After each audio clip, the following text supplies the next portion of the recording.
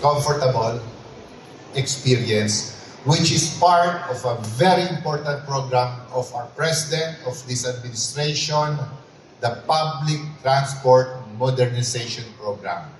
It's a challenge, but after hearing the speech of Mr. Jimmy Chan, Ma'am Vivian, and after seeing old friends, I feel confident that you have products here that are world-class, reliable.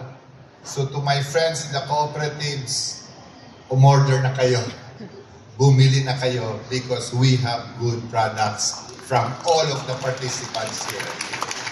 Maraming salamat to the organizers, to our friends from the private sector, from government, all the participants.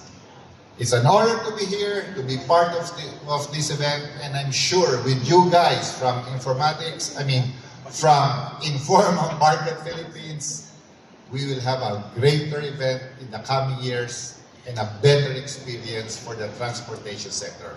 Maraming salamat sa inyo. Thank you very much, Assistant Secretary Ortega. May we invite